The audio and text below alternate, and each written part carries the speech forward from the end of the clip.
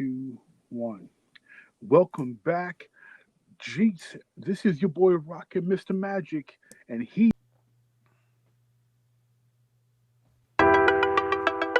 1212, I go by the name of DJ What, and you're now listening to the original Jeek podcast. Let's go!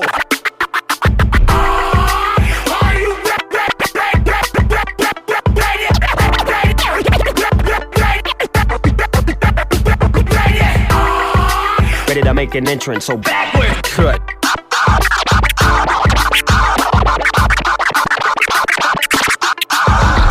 Come on, cut for me. Oh, yeah. Whoa, slow down. Whoa, speed up. Fresh. Making me itch.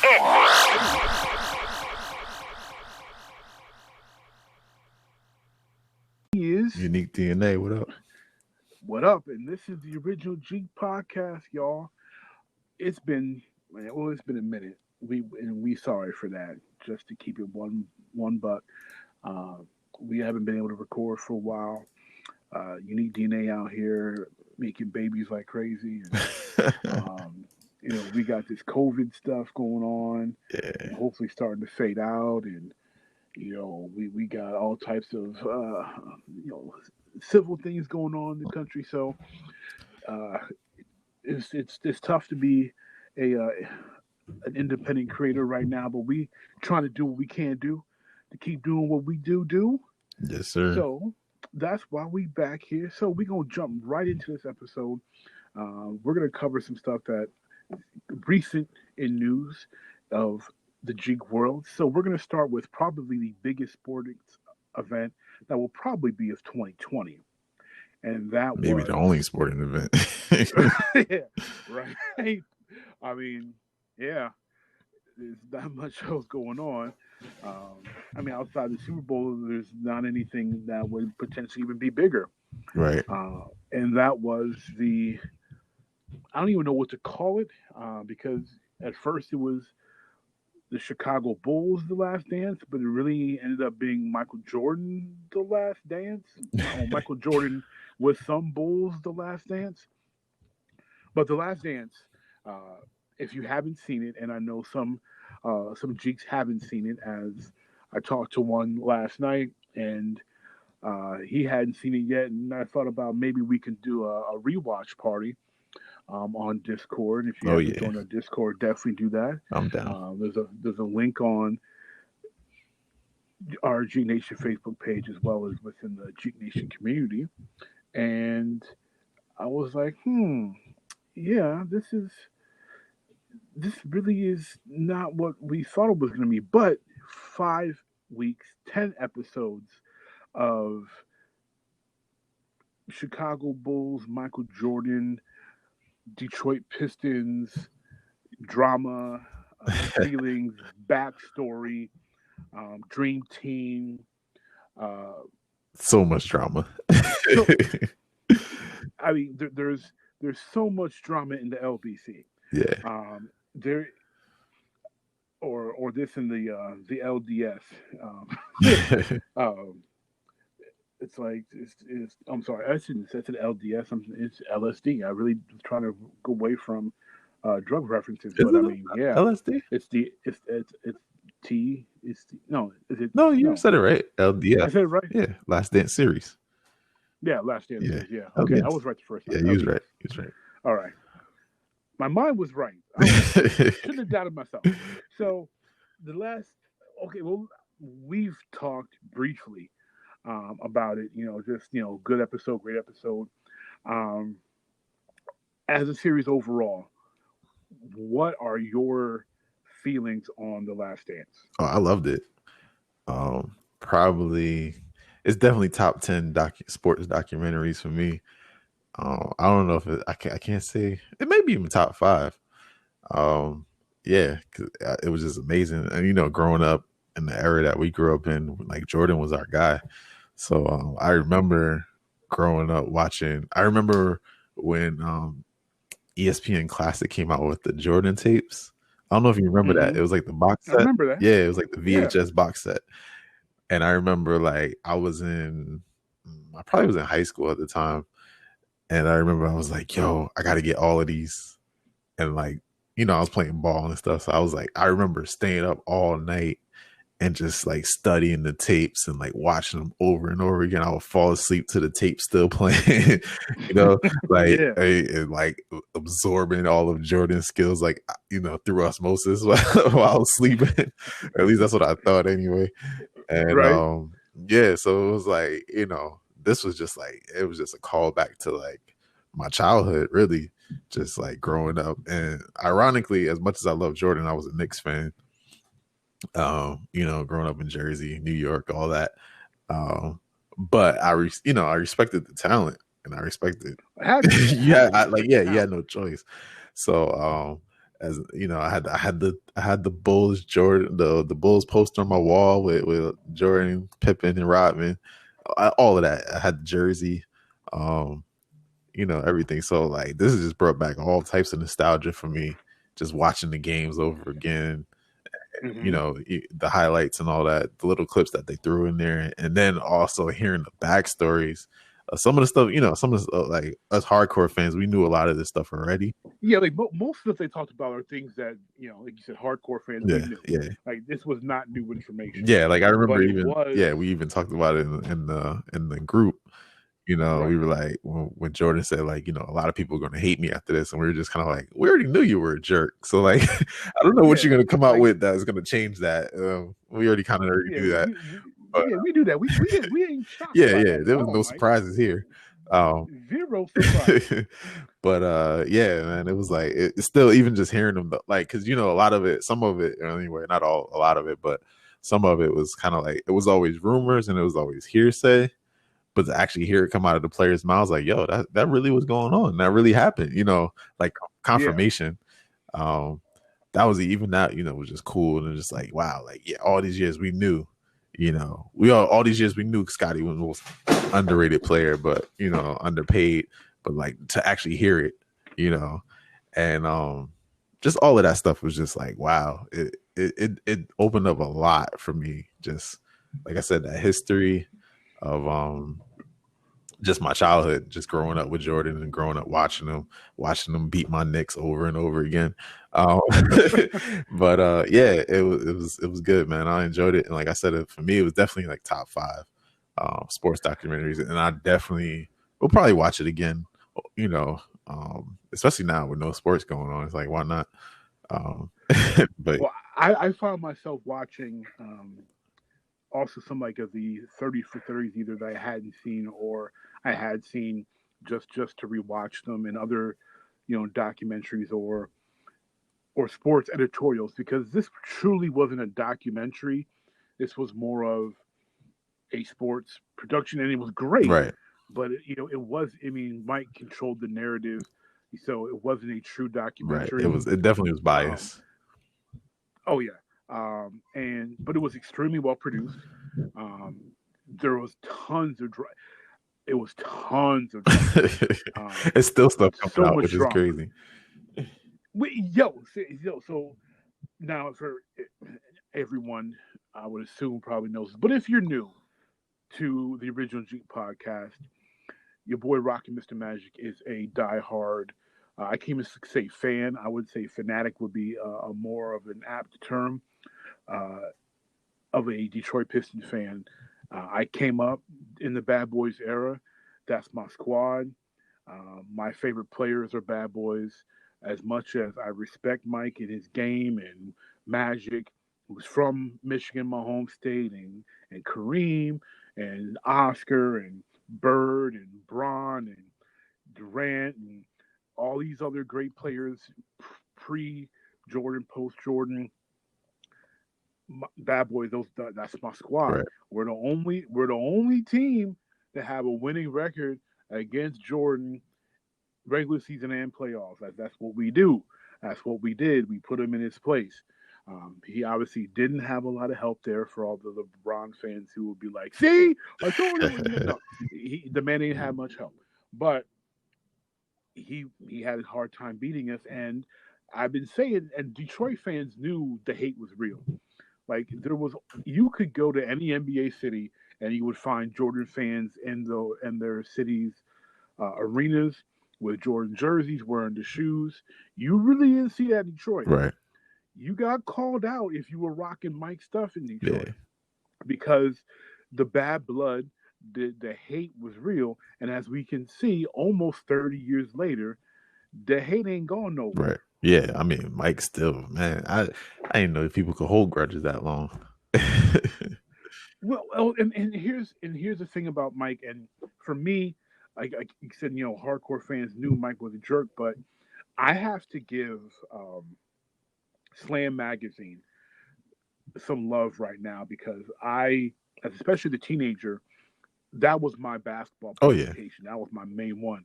I read the Sports Illustrated. I read the Sporting News. Nah, yeah, it was Slam was the truth.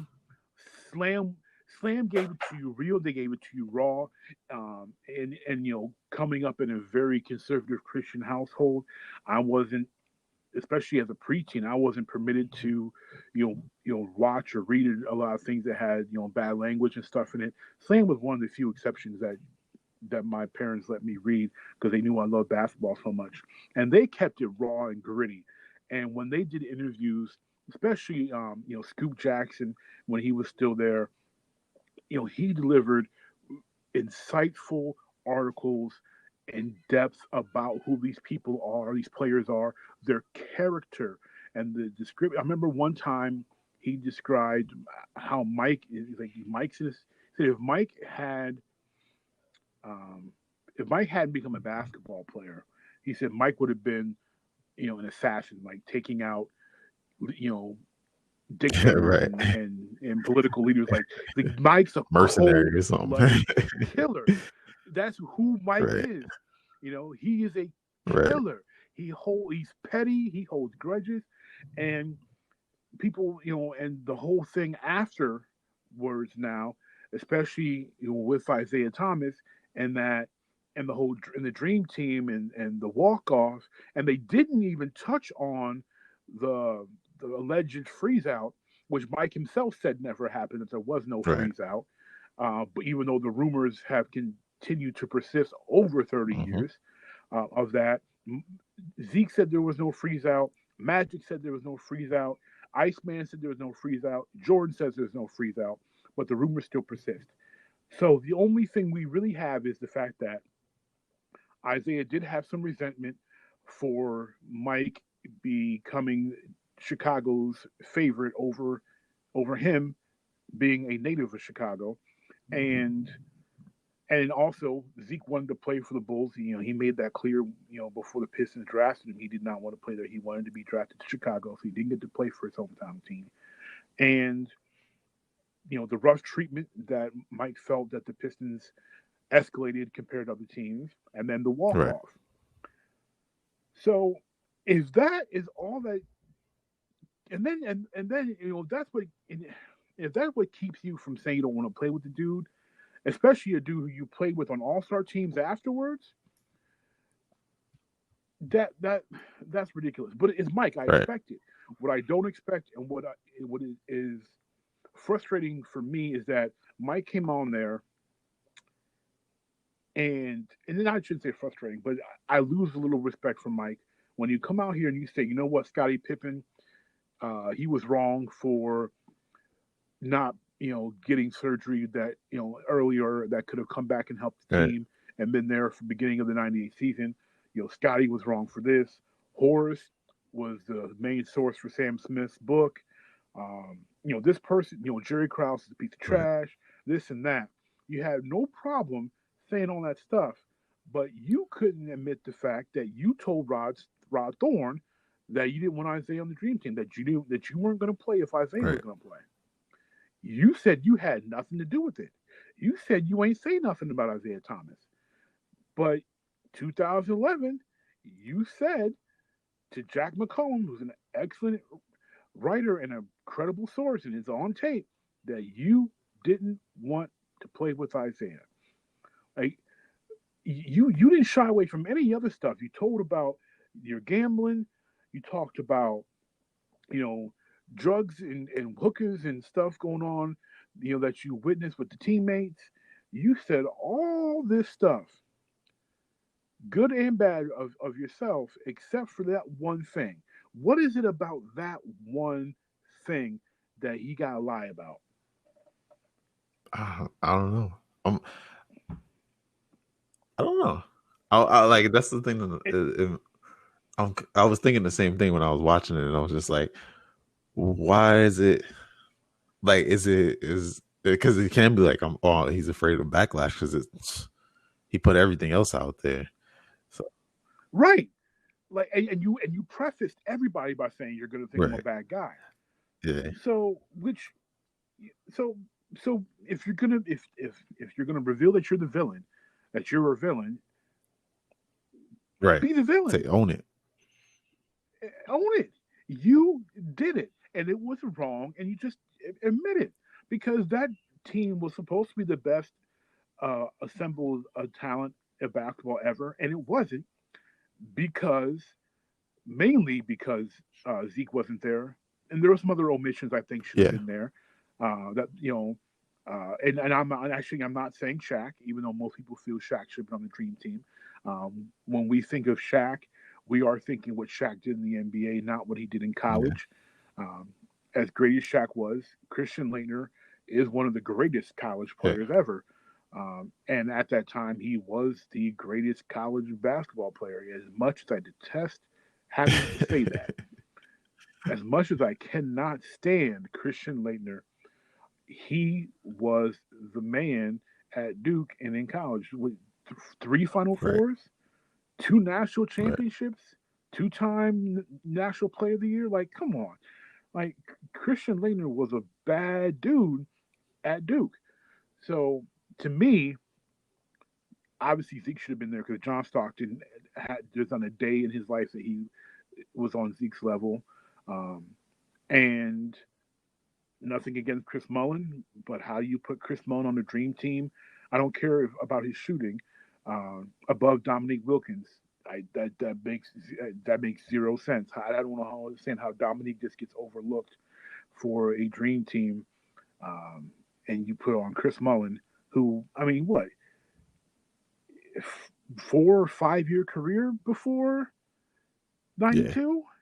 It's not like Dominique had been in the league for over a decade, averaging 26, 27 points a game. Like, come on, you can put Chris Mullin That made on no sense. over Dominique No Wilkins? sense. No sense, and no one even talks about that. But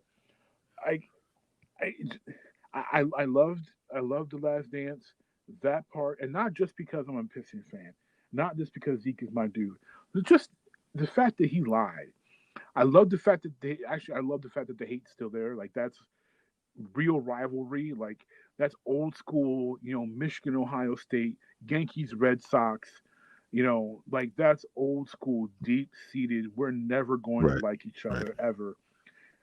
Type of rivalry there. That's the real rivalries. That's just real. And Mike and I was, my respect went up a little bit at first when he said, to me the greatest point guard is Magic Johnson, and right behind him is Isaiah Thomas. I hate the guy, but I respect his game.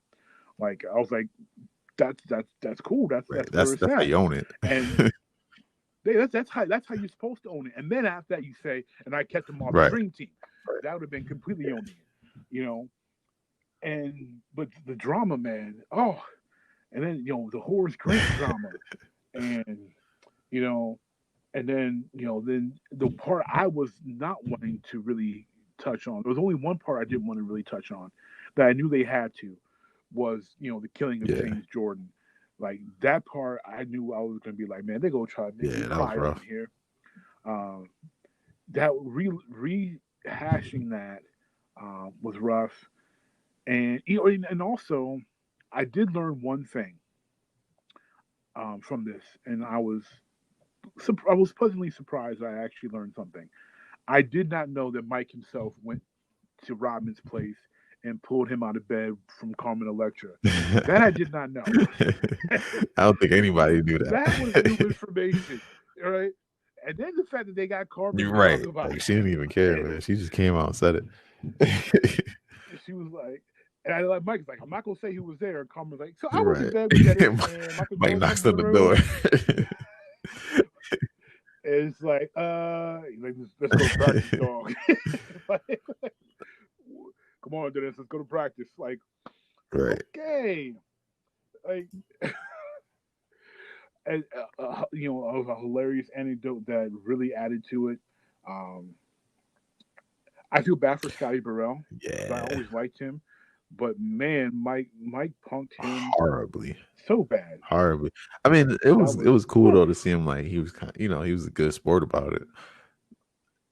He took it in he his just stride. came back. Yeah. He was like, that's just what you do when you're the new guy, you're the rookie, and everything else. And he just was like, and he even sort of like backhandedly kind of thanked him for it. You know what I mean? He was like, made me tougher. Well, and kind of like, it did, but it did. I know what Mike was trying to do because he had done it with Scotty a bit, and other players kind of made him tougher. But Mike even said it. Scotty's so nice of a guy. Like he doesn't have, when we get on LeBron for not having killer instinct. No, Scotty Burrell has no Zero. killer instinct. He's too nice of a guy. He could have been a better player, and he was a good player had he had more of an edge to him. But he was just too friendly of a dude to really exploit players and go at players the way Mike was hoping that he would. But he did get good games out of Scotty. And Scotty made some money, off of his performance with Chicago, in New Jersey and stuff afterwards. But Mike was, some of the ruthlessness that they mentioned, they didn't go into as deep as I was hoping. They didn't talk about him ripping into Brad Sellers. They didn't talk about they didn't mention Craig Hodges. I know Craig Hodges declined to be interviewed for it, but that was a dynamic that I was hoping they were going to go into. Hey, here's the 3-point shooting champion. All of a sudden, he's not on the team anymore. And then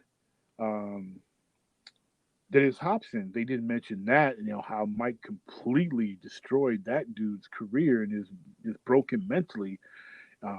Like, they didn't go into that at all. And I was like, if you want to talk about how ruthless he is, Mike broke Dennis Hobson.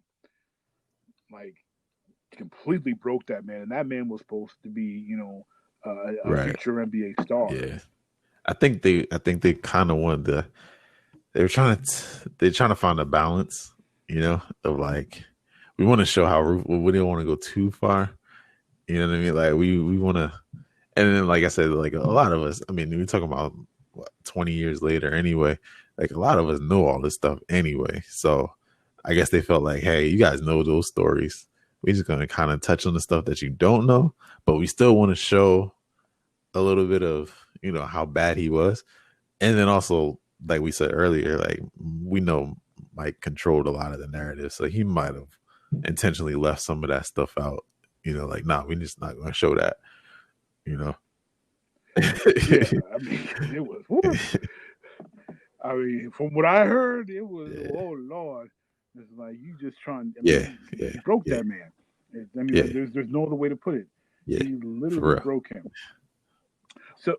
So with the success The Last Dance has had, do you think we're going to get more, maybe not 10-part series like this that are going to be player narrative controlled and not true documentary? I definitely see more of that. I can see more of that because I mean, Kobe kind of did it with the Muse a couple of years ago. And, I mean, it wasn't as successful, I think, because Kobe, he didn't have the same, well, he was still playing number one, but then also he didn't have the same sort of legendary status that Jordan had, at that time. Or I should say that Jordan has now. But I think now, especially with him passing and all that stuff earlier this year, I definitely, and there's rumors, or actually it was confirmed that he kind of did a similar thing. He recorded his last season So I mean, granted, obviously we Yeah. won't have them there to comment, comment on different things, but I could definitely see them using that, as the next, Last Dance Part 2 kind of thing, right? Like, because I mean, Yeah. nobody else that I can think of in recent history has been compared more to Jordan than Kobe. Other than LeBron, but we'll talk about that another day. My Right. feelings on that are not for this podcast, I guess, right now.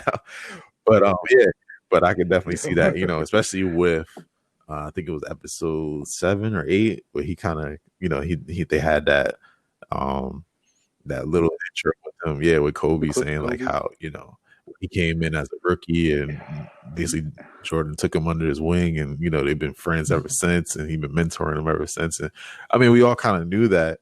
But I didn't realize that really made me realize like when I used to see all those mashups of when they would have like them doing the same exact moves and, taking the same shots. And I'm like, now it all makes sense. It wasn't just that. Yeah, it wasn't just like exact same mannerisms. Like it's they literally like work together. You know what I mean? Yeah, like so. Well, and what he said, I think the thing that really rang true for some people because we had seen, recently, Kobe talking about his relationship with Mike. But what I think was unique about that clip was the fact that he said, without Mike, I don't. There are no 5 championships. Like he said, I don't win 5 championships without Mike. Right. And then the fact that he said Mike didn't share information, but he respected me and he taught me and he guided me and he shared information with me. Mm-hmm. And that's very telling because part of being great and staying great is having information that everybody else doesn't have. That's how you keep an edge. Right. And for Mike to be willing, even though yes, he was older, Kobe played 2 seasons in the NBA, where when Mike still was in Chicago and could potentially compete for championships. I mean, '98, the Lakers were in the Western Conference Finals. They had a chance to potentially play the Bulls in the finals. They had their opportunity. They got swept, by the Jazz, but they had their opportunity.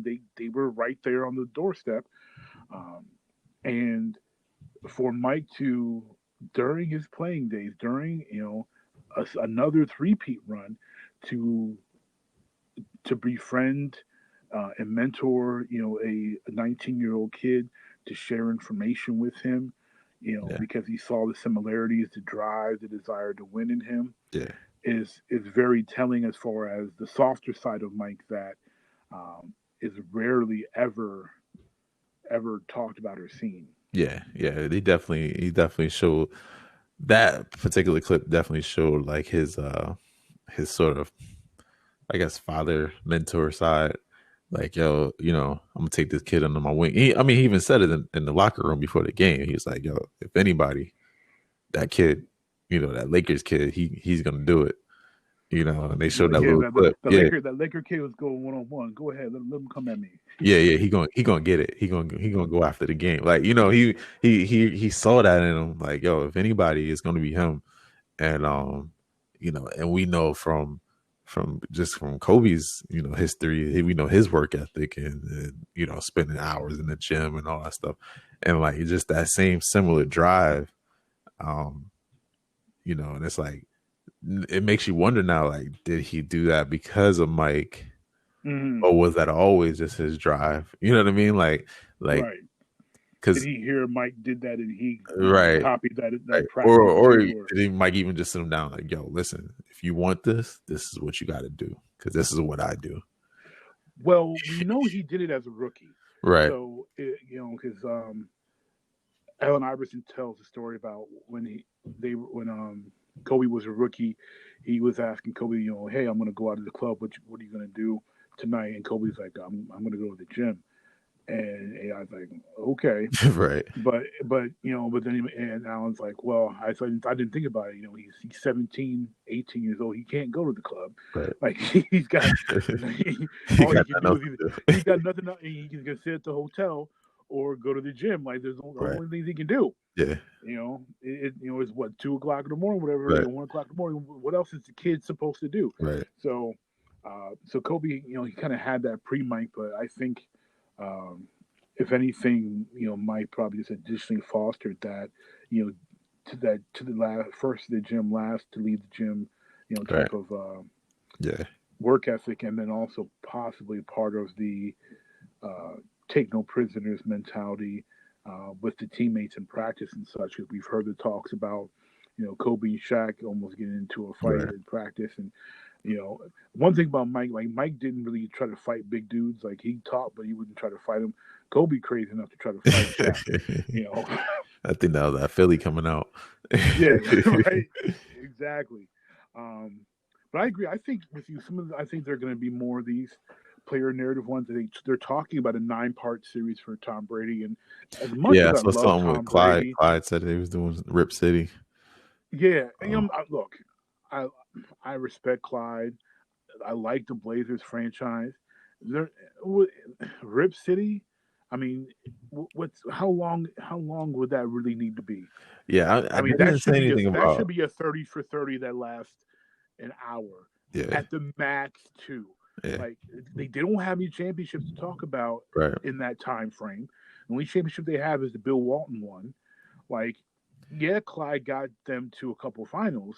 And I think that's great. When I remember the article, I think that's what they were talking about. He's talking about that one particular season.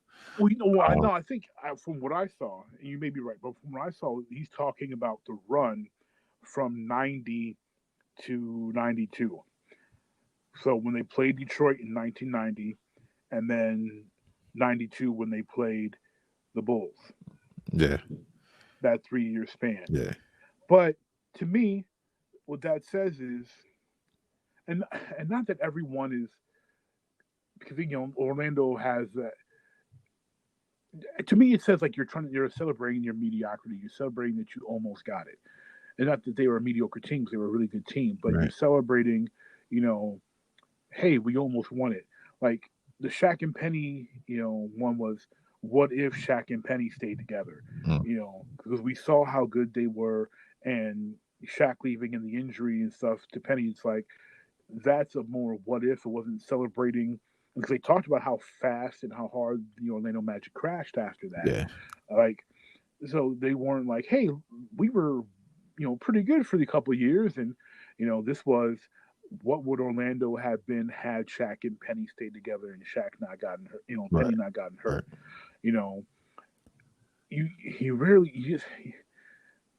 And I feel that and as much as I love them, the Fab Five documentary could have been that, but it was about the fact that they were 5 freshmen and not about the fact that they, lost twice in the championship. With Portland, I mean, what do they really have to talk about? It would be revealing, I suppose, because it's not a big media market, so not a lot of people know what Terry Porter was thinking, or Kevin Duckworth, or Buck Williams, or a young Cliff Robinson who was probably just high because he was always smoking weed, and Jerome Kersey and Duckworth, who two of your important players, they're not even here anymore to even talk. Coach Adelman maybe, like, Danny Ainge was on one of those teams. Like, I just don't know, like, what's there to talk about, with that Portland team? Like, generally, if you have a documentary, it's because something really, really special happened. You won it, or you won a championship. Right. He won a championship. Right. Tom Brady won 6 rings. That's why they're talking about giving him 9 episodes that he doesn't even need. Like, Tom Brady does not need 9 episodes. No. I love Tom Brady. He don't need no 9 episodes. No, not at all. He does not have the cachet. He's not on Michael Jordan level to have 10 episodes. Kareem in his entire basketball career could encompass 10 episodes between dominance in high school, college, and the pros. Yeah. But even someone like Bird or Magic don't need 9 episodes or 10 episodes. Yeah. Like, it's just. Yeah, and I'm wondering if they're all going to go to 10 episode format, or they'll do like a 5 episode miniseries, or Well, I don't think Tom Brady has had, and I'm picking on him just because he's the only other announcement aside from the Rip City one, but I don't think there's been enough drama around New England to even fill enough footage. Like, outside of it doesn't sound like Gate and Spy, right? Outside of Spygate, Spygate's, you could stretch Spygate and Deflategate into 2 episodes each. That gives you 4. Yeah, and then that's the only way. If you stretch those into 2 episodes each, and then an episode per championship, you could get to 10. But honestly, you would only really need to do 1 episode for each scandal, and I guess 1 for each championship. And I guess maybe you do 1 on the 2 they lost to the Giants. But still, like, their franchise, the way they did business was such a low drama situation because all the troublemakers went there, behaved. Right. The drama was low. Yeah. I mean, unless there's drama behind the scenes that we really don't, they really kept under wraps, which is possible. But do we really want to see the hoodie just yelling at that bunch of dudes? Yeah, and I also don't. I don't think the Kraft family will want any of that out anyway. Yeah, Mr. Kraft doesn't seem like he would want that out there anyway. Like, yeah, so I mean, I can't. I don't know. And if it would have been that bad, after all these years, you would have thought, somebody would have came Richard Seymour, right, and Asante Samuel, a Teddy Bruschi, Willie McGinnis, a Ty Law, a Lawyer Malloy, especially guys like Lawyer Malloy, Seymour, right. Guys who got cut after, after Pro Bowl, years and stuff, guys who got traded after performing well. You would think they would have made a grudge and say something, but no one says anything. So, like, how much drama could there really be when no one that plays for that organization really has anything bad to say about it? Yeah, I don't know. Yeah, it's like, I mean, the magic of TV is they know how to make drama out of anything, right? So who knows? We can find, I mean, even look at like that's true to an extent. The whole Hard Knocks series, that's right? True to an extent. However, and well, not just Hard Knocks, but also the fact that when we look at Brady and for a documentary, even though 20-year career, a great number of time of his career was in this social media era where we know a lot more. So that's part of the beauty of The Last Dance and like other documentaries they can do and extend that are from 20, 30 years ago are different because we didn't know a lot of the intimate details because people weren't on a social media platform talking about it, tweeting about it. Reporters weren't throwing it out there all the time. If they had information, they had to write it up. They had to get it to their editor. It had to get approved. It had to get printed to make it to your newspaper or make it to your television screen on ESPN. So the access to information now is so much accessible compared to then where there's not the same mystery, for lack of a better term, with someone like Brady, just who's still an active player, compared to Mike, who hasn't played in 16 that's true. years. I don't know. I think it'll garner a lot of buzz just because of the history, right? Like, I mean, they're the most winningest franchise in NFL history. Right, at least when it comes to championships, anyway. I think they're tied. Are they tied? I thought they. No, I think they're tied. They have 6. Oh, you're right. You're right. So they're tied for the most wins. Right. They're just the most successful. I think it'll garner a lot of just attention just for that, and then you got the diehard Patriots fans that'll they'll watch anything just because it's the Patriots. So I think it'll do okay. I don't think it'll have. Yeah. I don't know if any of these upcoming documentaries or series are gonna have the draw that Michael Jordan had. And I think it's because it's just like you said, like Jordan has been largely silent for the last, almost 20 years, with the exception. Yes. Yeah. 16 years. Yeah, pretty much. Yeah. And none of these other athletes, I mean, the only other athlete that had a similar mystique to Mike is Ali. Right. And, and unfortunately, he's gone. And so nothing new is going to be produced. And they kind of already covered. I mean, they didn't really go into all the details, but they kind of covered that in the biopic. Right. And they, and then there's right. The Hollywood production, and there's been many documentaries on Ali. Yeah. Over 50 some odd years, like,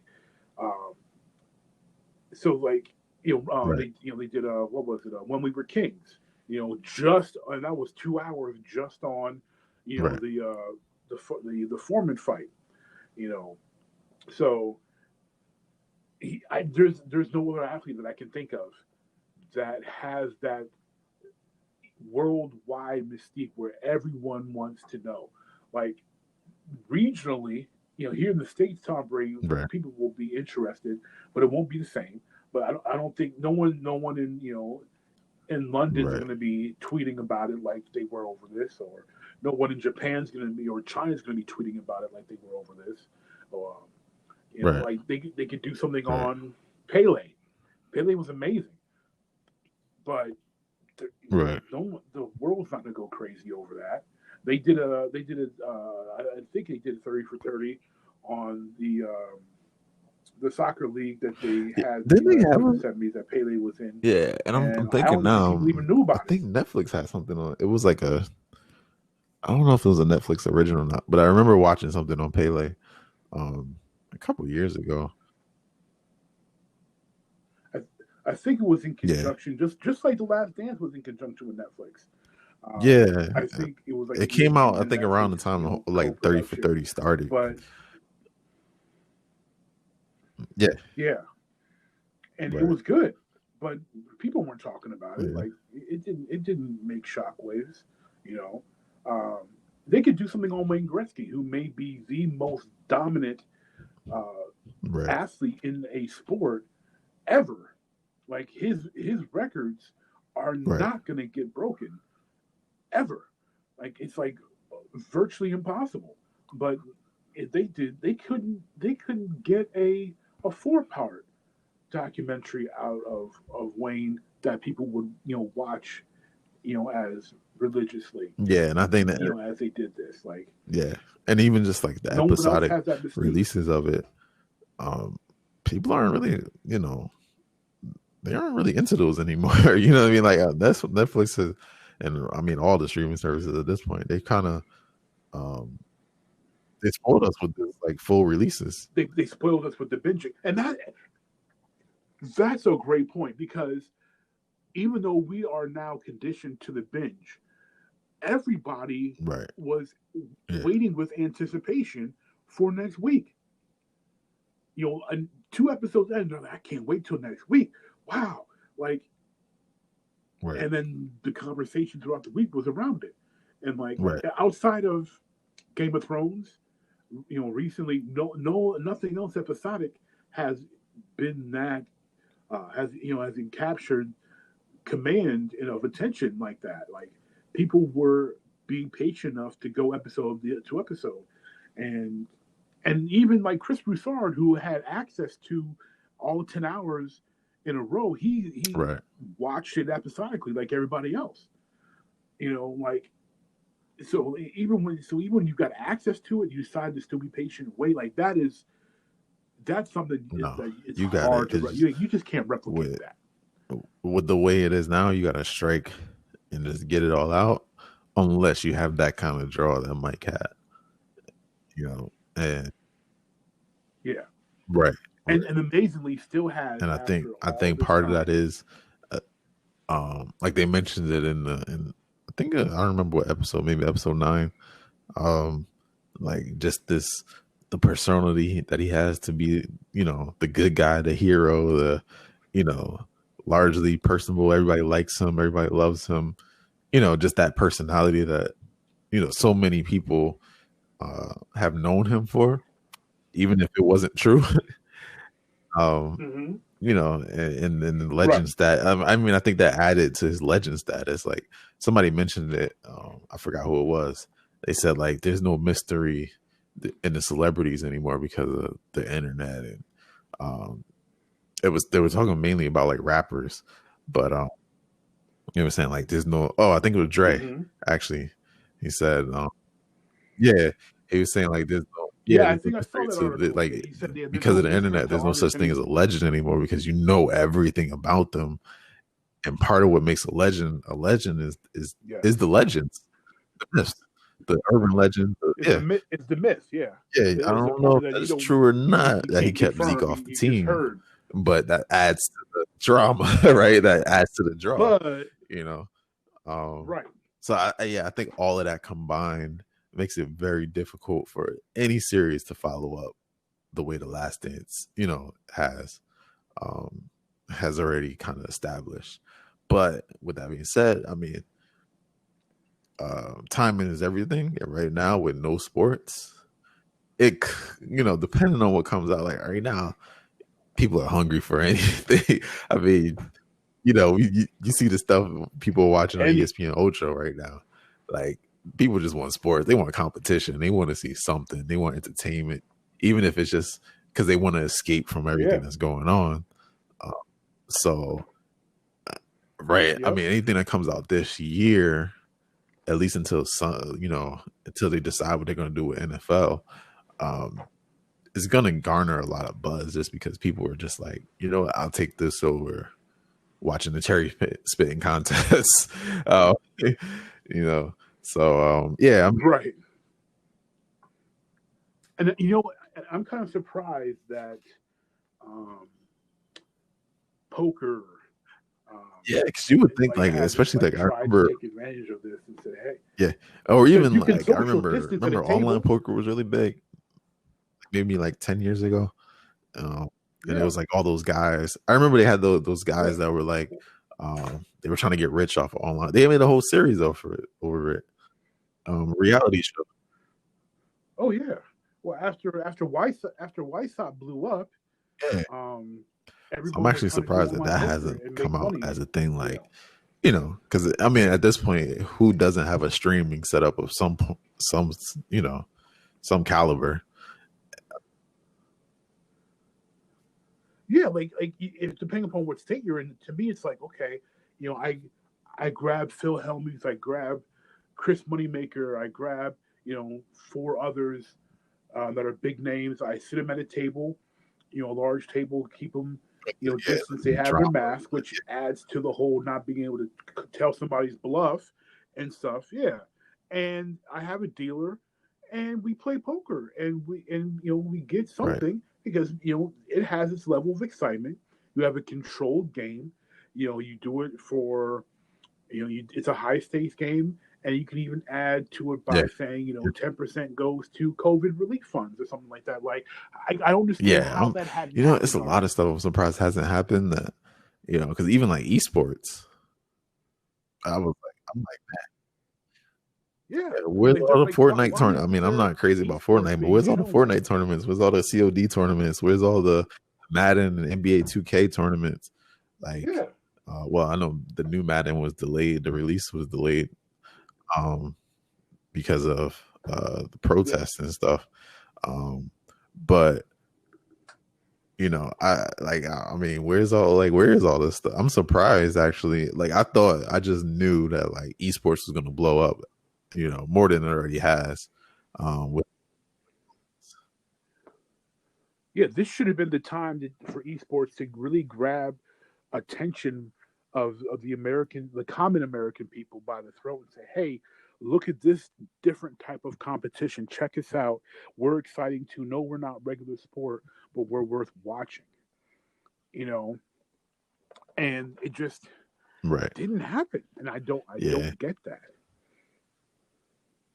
But when it comes to competition, the NBA and delays, the NBA seems to be on the doorstep of reopening at one location, which would be Walt Disney World. And according to Adrian Wojnarowski today, it looks like the NBA has invited 22 teams to Walt Disney World to reopen. It looks like those 22 teams will potentially vie for 16 playoff spots in a tournament style. And that they just need to ratify this decision, and that it's really, really close to happening. If, and it's a big if this does happen, and we have history with a 1 through 16 tournament taking pretty much, which would take away the East and West seedings and just go to more of a college format, would the eventual champion in your mind be looked upon as lesser than the previous champions? That's a tough one. That's a tough one. I want to say yeah. Just because people are there's always gonna be that justification, right? Well, they didn't play a full season. Well, the NBA picked them, and they, it's all about money, and it's all about which owners, are in the commissioner's pocket and all that stuff. So I want to say because of that, right, you're gonna get a lot of people that are gonna say like, nah, they didn't earn this. Like whoever wins, they're gonna say, especially if it's the Lakers and LeBron. As much as I'm not a huge LeBron fan. I respect talent when I see it. If he wins, everyone's like, oh well, we knew that was gonna happen, right? Like nobody's gonna respect that. And he'll always, especially for him specifically, because because when the talks about the legendary greats comes up, it's always, well, he only got 3 rings and he had to do this to get those 3, and he had to sell out, which whether you agree or don't agree, he's got 3 rings. There's always going to be that asterisk on the 4th one, right? Like if he gets the 4th one, it's always going to be like that. Yeah, but just like with the other 3, yeah, but he sold out. He went to Miami. Oh well, yeah, he only came back to Cleveland after basically he sold out again. Well, there's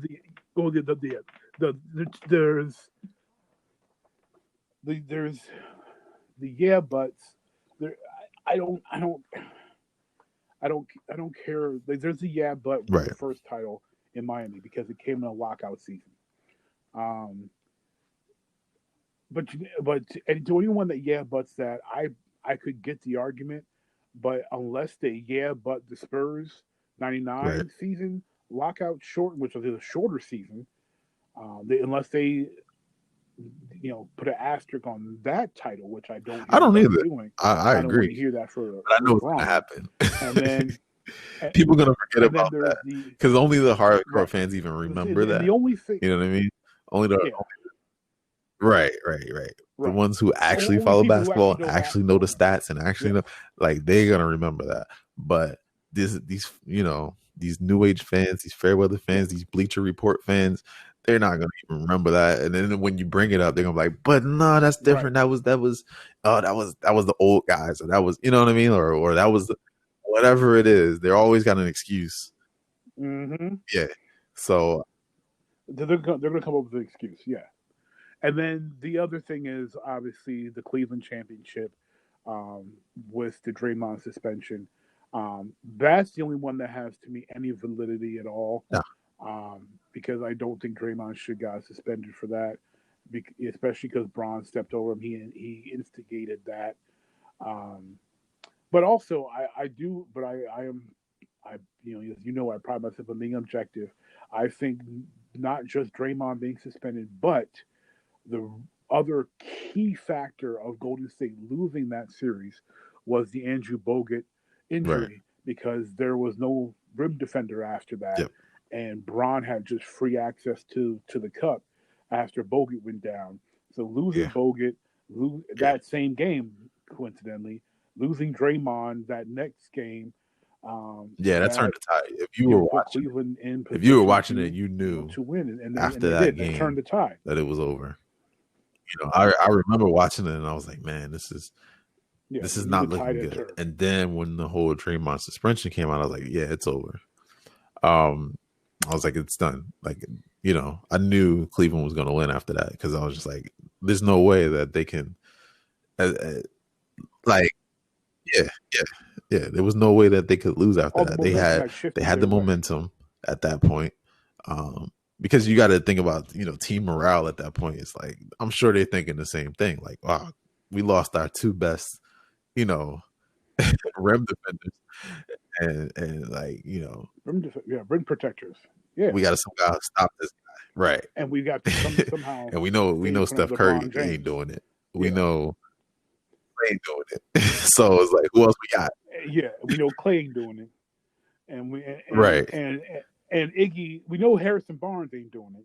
Right. So he was 50% at best. There was only so much he could do. I mean, at that point, you kind of knew. Yeah. I think everybody saw it. I know I definitely did because at that point I was like, I even debated like, do I even watch the rest of the series? Because I kind of know how this is gonna go. I ended up watching it anyway, but yeah, I remember just sitting there like, should I even bother watching it? Like, should I even more or less waste my time? Because I know who's gonna win. But I was like, it'd be nice to see some good competition, just just to watch. But yeah, that's why I think, like I said, I think if it comes down to Lakers winning, that's what I see. I see them just adding that asterisk immediately. Now, if anybody else wins, then I think the narrative changes. And I think it becomes the opposite. Oh, well, they they fought through adversity. They fought through not having a full season. They fought through staying in shape and while they were out and all this stuff. And look, they they even beat the Lakers. They even or whoever ends up in the quote unquote finals. Look, they strive through all of this in the midst of a pandemic, and they're. It becomes sort of a legendary status in a sense. You know what I mean? I'm glad you said that because here's my thought. That what you said happens, in my opinion, only if a lower seed wins the title and it does a Cinderella, very college basketball type win. So a team that you didn't expect, like the Memphis Grizzlies just get hot, or the Miami Heat with Jimmy Butler, they just get hot, and they can't be beat, or even Toronto, because they're still a good team. They get hot and they win it all. A team that you're not expecting. It's not a Lakers. It's not a Clippers. It's not a Milwaukee Bucks. It's not one of these teams at the top. And a team gets hot, they win it all. And now you've got a story to tell that you weren't expecting to tell, and that you can, and that narrative then changes. If that doesn't happen, if the Lakers win, if the Clippers win, if a top team wins, and I think they're going to be looked upon as less than, because of just the conditions favor the more loaded teams compared to the other teams, and so I think people are going to call it, unfair, this and that. They're going to complain. I don't think that's fair to whoever wins, but I think that's what's going to happen. And like you said, especially if the Lakers win, because people are going to say it was favored towards LeBron to give LeBron a win, et cetera, et cetera. There's no proof to that. LeBron, as much as we are not LeBron writers, we're not haters, and LeBron did not plan a pandemic so that he could, get a fourth title because he couldn't get it any other way. Like that, that's just ridiculous talk for anyone to say that there was some, planning to make it so that LeBron wins another championship. Like that's just it's ridiculous. I, however, am on the side of Shaq, where I would just prefer them to scrap the season because I'm concerned that they're going to take at least 30 days to allow everybody to try to get back into game shape. And then they wouldn't be done really, and that's going to be the end of June. So then you're not playing any other, if they go straight to the playoffs, you're playing through July into August. And if you're playing some regular season, then we're talking mid to late August when you're having a championship being played. And then what do you do about your off season? Because generally, you're talking about summer league being happening normally during that time, off season workouts, light workouts starting because training camp is coming in September for a late October start of the new season. So for me, unless you're going to be moving when your season plays, which to me is stupid because you've got TV deals and you've got, your arenas have schedules that you've preset ahead of time. It's June. Scrap the season. Like you tried, you did what you could. Just scrap the season. If you did this thing at Disney World, even a month ago, you could have potentially saved starting for next season on time. But you're way too late for that. So to me, scrap the season. Let the players rest so they're no one's getting needlessly injured, and go for next year normal. Because what I would really really hate to see is these players coming back. They're not in game shape. Even if you're working out, you're still not in basketball shape because you're not. It's not the same. And for the record, for any of you LeBron stands who are ones who discredit Michael Jordan. And I like to point out, the 17 games he played in '95 and the playoffs, and Jordan lost, blah, blah, blah, blah, blah. Yes, that happened. No one's denying it. However, the man was not in basketball shape. For you to say it's the same thing when the NBA, after just a couple months of being out of basketball, players are demanding at least 30 days to get themselves back into basketball shape. I don't want to hear that 17 games was all Mike needed to get back into basketball shape after almost 2 years of not playing ball. Get out of here with that. That's crap. Case closed. Back to the subject at hand. I think the wisest. I understand there's money involved, and that's why they're going, because apparently if they hit like a certain number of games, I forget the magic number, I don't know, it's 50 or 60, but there's certain guaranteed money that the league gets for producing a certain amount of games from advertisers and such, and that money is important. So I think that's why they're doing this, because they need that money, and I get that, but also I'm concerned about the health of players. I don't want these players rushing to try to get back into game shape, going into a couple of regular season games or straight into the playoffs, and players getting hurt, because then your next season is going to be really screwed because Dame Lillard and LeBron pulled his groin, and Dame hurt his knee, and Russ hurt his ankle, and Curry got hurt again, and KD decided, KD and Kyrie decided to rush back because the Nets in the playoffs, and they can maybe see if they can sneak a title in there, and they get hurt again. Like, let's not damage the product permanently because of we have a pandemic on our hand that's keeping things tough. Yeah, I agree. I agree. I mean, you already just cut your losses at this point. I mean, you're gonna write them off. We all know that. Yeah, it sucks. Yeah, you're right. Yeah, you're writing it off anyway. It sucks, but cut the losses and let's make sure that when we return, in October, November, that we're full strength, producing a great product and can move on. Like that's how I would personally hope the NBA does it. Obviously, it looks like they're not going to, but and I get why, I agree. But I would I would scrap the season. I agree. I think it's not worth it. Just And then, like, from what I heard, if I remember correctly, they're not playing with fans. So I mean, that's No, gonna they're not playing with take fans. away from the, you know,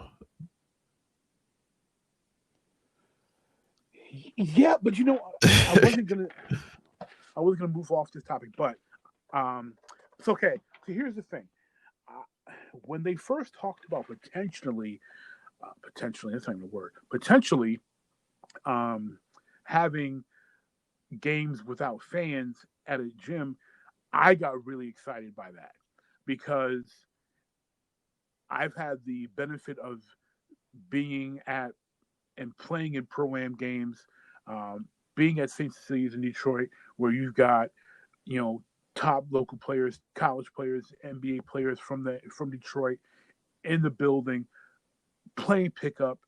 There is a special intensity, a special heightened level where it's just right, you're because the NBA is a product. You and I know that the NBA is a product, right. and part of that product is to appease their fan base.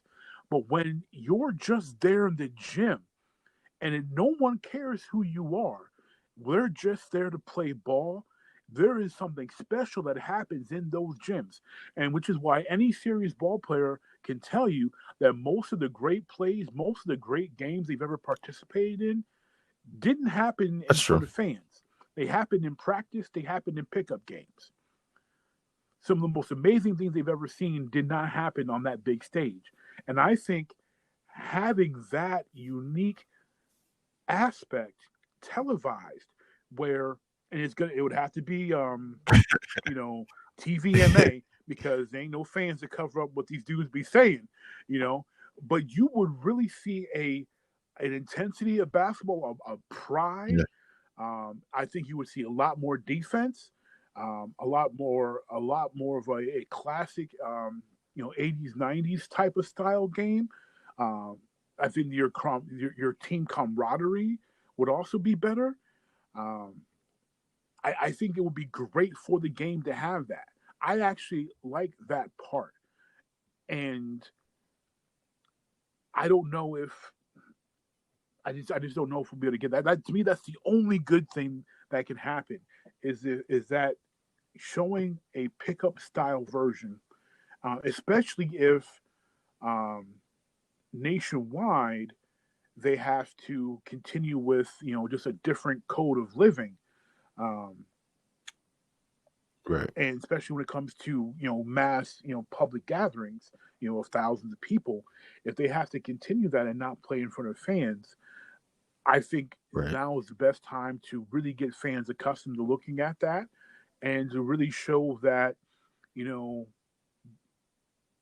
basketball and the intensity that there is still there. And I think that can really recapture a lot of fans who are kind of getting tired of this current version of basketball that we Yeah. have, I mean, that's especially true. in the NBA. I agree. I mean, I didn't think necessarily about that. It's just kind of like I was just thinking about on TV how it, because that's the hard part. Like, it's one thing when you're there, um, and you see it, and you're in the gym, and stuff Yeah. like that.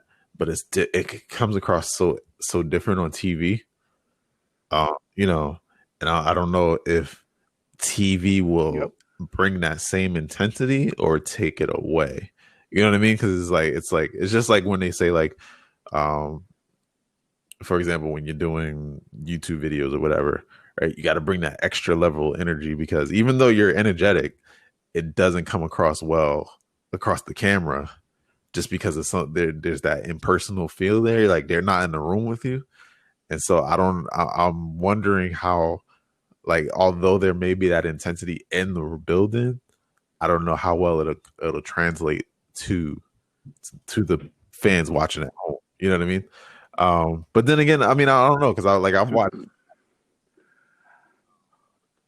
Yeah, That's a great point. It would depend upon how they shoot it, because if they shoot it tight, with a lot of focus on, yeah. if they shoot it similar to how Oh they yeah, then shot that'd Game be One with cameras all around the court, yeah, really, really focused on player expression, um, players going at each other. I think that'd be great. That would. But if they just shoot it like they shoot a regular NBA game, I don't know.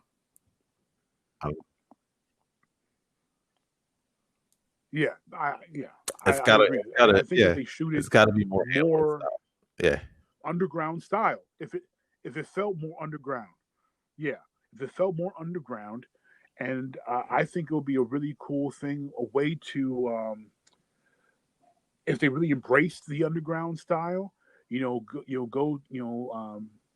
to really show any type of support, solidarity, and it'll be a great way to advertise. They could just have advertisement on the walls there, so that they're not losing money on advertising. You can see, whoever sponsors paying for what.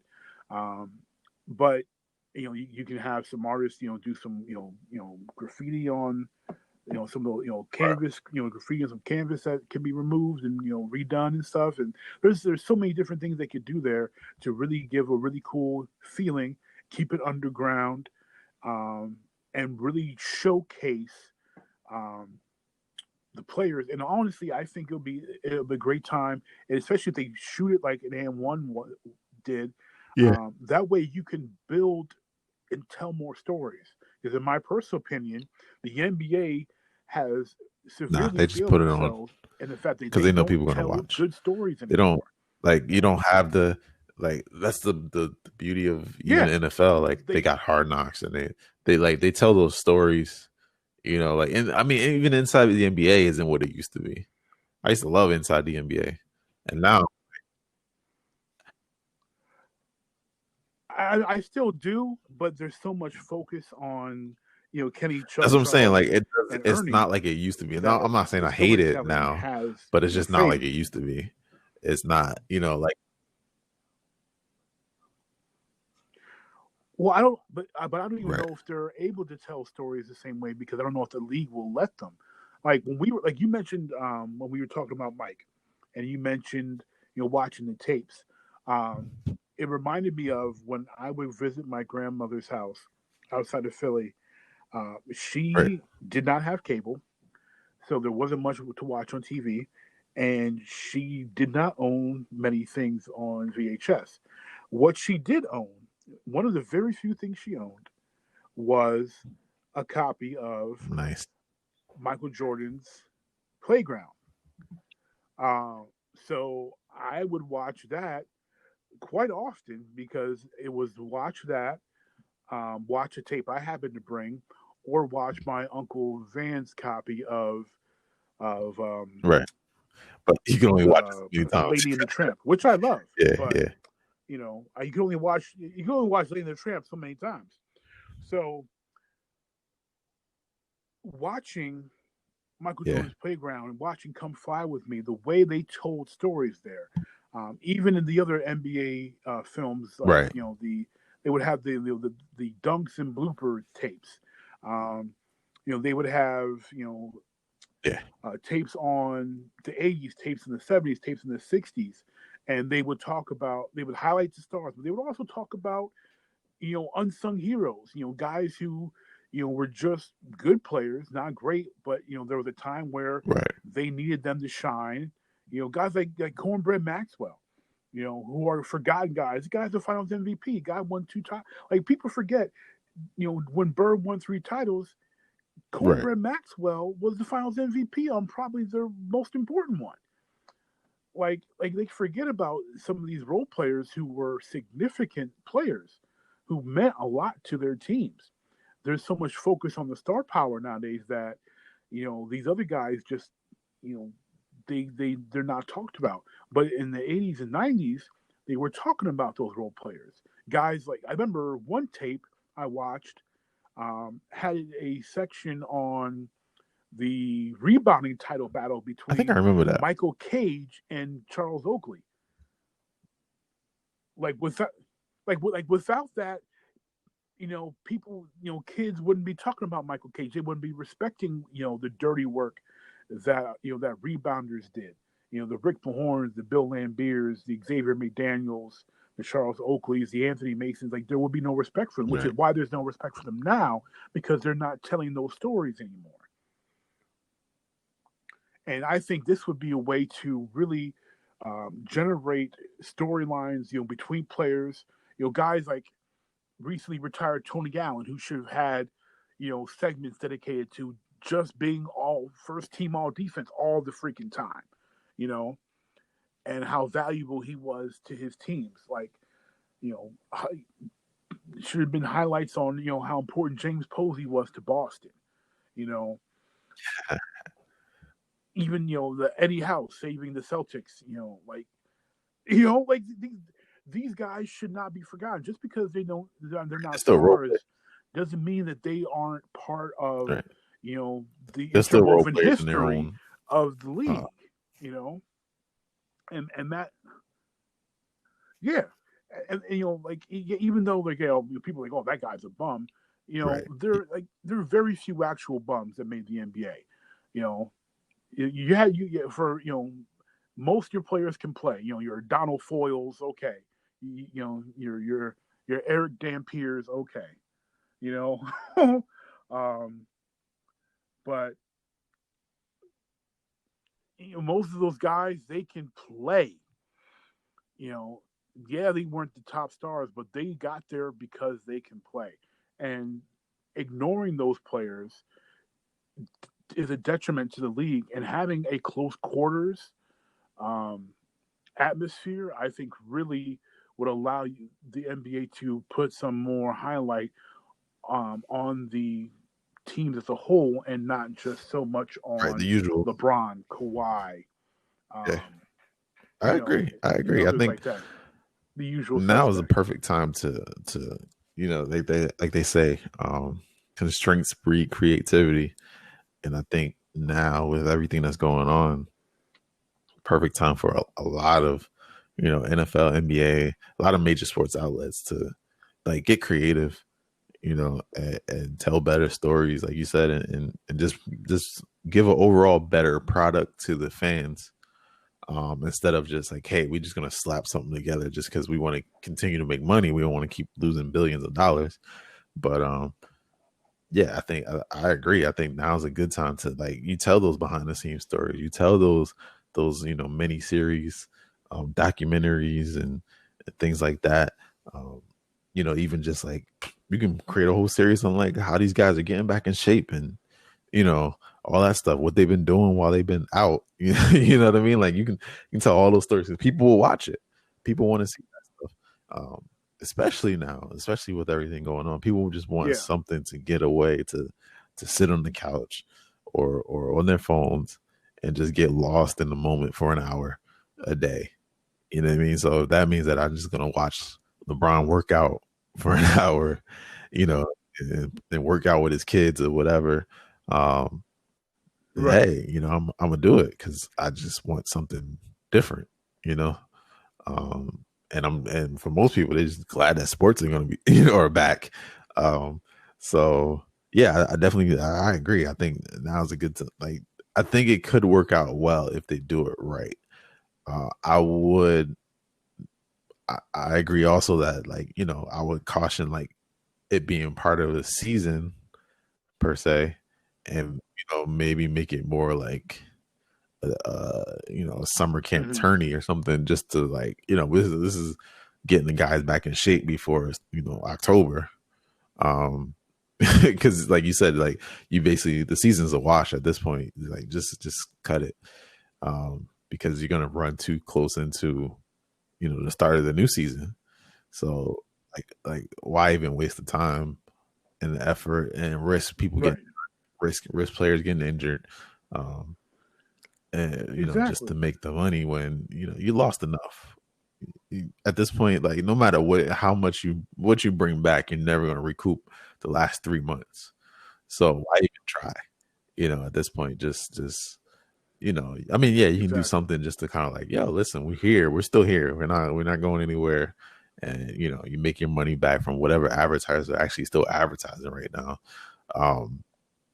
Because they're all losing money too. So, I mean, you're not even going to get a whole lot of advertising dollars because nobody's really advertising. People are strapping up because they need their money. They need every penny they can get. So at this point, like you partner with Disney. Yeah, yeah, That whole dynamic, is going to change, because as far as what right. I I mean, people mean, were complaining before on how they couldn't afford sporting events. Now, with so right. many people out of work, we don't know You don't even what know who's the going back economic to work. landscape is going to look like as far as people getting jobs again. Like we we don't know who's going back Right, to work, who's not. What type of places are going to be working right, remotely and exactly. starting So offering remote jobs at and this stuff. point, We I don't say know like, what any hey, of you that know is what? going to look You like. do a little summer tourney. You know what I mean?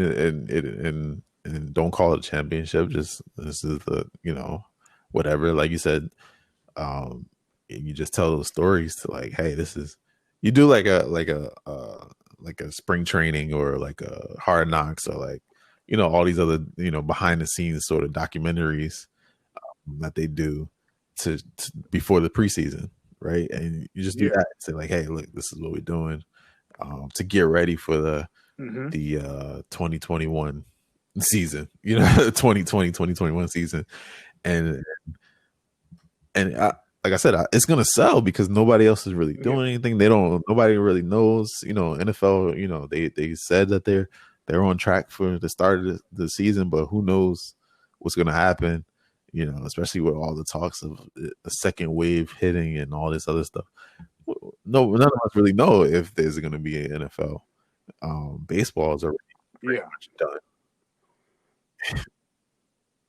Yeah, we don't Right, know. Basically, right. baseball's pretty much done. The And NHL I says mean, they're going to do something, but who yeah, knows what and that's going to be Premier like? League is You know, they're doing we something have no without idea. fans for now anyway, in the soccer world. But I mean, it's limited the amount of teams that Right. are participating. So I mean, you really don't have anything right now other than Yeah. the esports world, which they're not even really doing much. Like I'm a big MotoGP fan for the ones that know, and like even MotoGP is not doing it. They're doing MotoGP on PlayStation for the series shows. So like even the obscure sports that a lot of people they don't have a huge well MotoGP has a pretty big fan base, but it's but not like anywhere near the NBA and NFL and all the other major sports outlets. But not to the They're not even doing levels. anything. So it's Yeah. not even like, you can even say, well, they got other sports to watch. Like, honestly, I haven't even been watching MotoGP because I'm like, I can play this on my PlayStation myself. Like I don't need to watch them. These elite caliber motorcycle riders, play a video game. So yeah, like I think whatever you do is gonna sell. It's gonna make money. It's gonna bring in fans. But I think the difference between doing it just to do it and doing it right is how much money you make. How much how much like you can make 50 Yes. million or 100 million depending on how you do this, right? And I'm just throwing out a random number. I don't know if that it's probably more than that, but you get the Exactly. point. Um, Probably. Yeah. And also, counting the cost for the future. Is it better to count your losses and make $1 billion next year, or to try to make 100 million, for just a lack of a better right. number now, Exactly. and only make Exactly. 500 So million next year? So that that makes a lot of sense. That's what you get when you listen to the original Jeek podcast. You get sensitivity. You get understanding with us. So going on from here, I shared a little something with you that you checked out. Um, but I don't know if this makes any sense as far as the cost. So I showed you the uh, Batman design of KSwiss yeah, shoes, yeah. which we That one caught both me off guard. are kind of impressed at how dope they look. It did. It did catch you. It caught me off guard. And then you made a very interesting Right. comment I mean, I give them maybe about 120, you said that they 130, better not cost more but than I ain't going more $100. than that. They, well, that piqued my curiosity, so I decided to look it up, and the cost. And I don't think they are. That right. Well, So that StockX you getting the reseller price. has them at 300, but that's StockX. You know that we know we're getting reseller price here. KSwiss, however, has them listed at $80. However, I do not believe they are available. So StockX seems to be the only So place do we? that they are available at. Okay, But they were retail. They were $80. that's a very good price, actually. Which is fair. Yeah, I mean, for I'm K-Swiss actually kit. surprised at it. I would have thought they would have probably went for more. I mean, I know they can't go crazy. Like they're not doing 220 like Jordans, and they're not doing, anywhere near that. Well, Batman, But yeah, Batman I mean, edition. talking about If that, they did Batman insane. edition like 3s or Yeah, 11s, 280 like, easy. those would probably automatically But be $300. being an avid sneaker collector, Yeah. yeah, for my street people, the sneakerhead, yeah, I'm actually surprised at that price because I know that, and for the Jersey natives, but a lot of other people know like Gary V, he has his sneakers with KSwiss. The cloud, he has the cloud and dirt and another version, and his were going for like 100. I want to say they were going for like 105. So I'm actually surprised that Batman with the licenses from DC and all that stuff that they would go for 80. Because I would think KSwiss would probably be, want to charge a little more because it's like, hey, it's limited edition, it's Batman. We got to pay licensing fees, I'm sure, to DC for this. So I'm actually, wow, that's impressive to say, especially as how they look. But I'm also surprised that like I haven't heard about them. So did they? I'm assuming they already released. Okay, yeah, it's crazy because I released didn't last year, 2019. nobody. November Yeah, 2019 they came out. especially as dope as they look. Like I'm would've not a thought there'd been K-Swiss more fan noise at on it. all, but as dope as they but there look, wasn't. like I thought everybody would have been all over these. Because I mean, I remember when the PlayStation, I think I sent them to you, the PlayStation ones and the Xbox ones that came out at the last E03 last year. They weren't K-Swiss, they were Nikes. But I remember those, like, people were going crazy and they weren't even all that. Like, they were okay. Like, you know what I mean? As far as like branding, they didn't really have a whole lot of Xbox and PlayStation stuff, symbolism. They were just kind of dope. But with the amount of like homage to the bat symbol on the tongue and all like the little gold trim on the sole and all that stuff, like, yeah, I mean, it's fire. And that's crazy coming from saying that about some K-Swiss kicks, but they're dope. So I'm actually surprised. I'm even more shocked now. I was shocked when you said, like, did you see the KSwiss Batman? And I was like, oh, you mean the kid sneakers that, like, you buy at Marshalls or whatever, or I remember I had some Batman kicks when I was like 5. But they were like super kiddie. But these are dope. Like I could see a lot of people rocking these if they went, if they were, I guess advertised better. I don't know what, because I had not heard about these at all, and yeah. Well, granted, I haven't seen a I remember commercial since yeah, where you could put those replaceable bands. That was a in long the time. back That was like the 90s. On the heel. That was a long time ago. Yeah. Those were but yeah, cool. I mean, I can see why they sold out so fast though at $80. Plus, you get the resellers, man. They take advantage quick. So, but I would have liked to see. Now that we're talking about it, I would have liked to see them do like, they did the Batman run, right? And maybe probably do a little bit more. I don't know how many. They probably did like 500,000 or something like that. That's usually the common for limited edition runs. But I would have liked them to have seen them do like a whole like series, like do Batman, Joker. You said it came out in 2019, so Suicide Squad 2019. I'm trying to remember. That was 2018. Suicide Squad? No, that was. But 2017. Time fast. Um, He's but like, yeah, oh, like that would have been pretty 2016. cool. Like you do Batman, you do Joker, Yeah. you do like a whole run, like a whole does. DC run. You know what I mean? Like, and like almost like a gotta collect them all kind of thing. Yeah. Especially if they could do them all like that. Like I could picture like a Joker pair, Yeah. like with the purple and the green.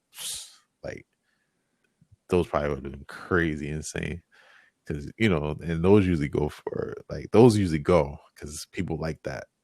Like in the sneaker community, the more colors and the crazier it looks, the more they're gonna sell. So I would have loved to see that, but yeah, that's shocking. It was $80.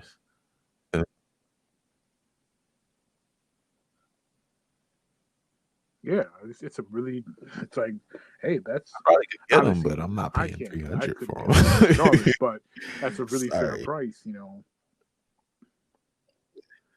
Yeah, I'm saying they didn't have them my size, so I couldn't get them regardless. But Yeah. the price is definitely more than fair. Right, that's what I'm saying. Like with the Credit for that, 'cause licenses and stuff generally, alone, you most got to companies are figure marking that DC's up charging them pretty high. some good money.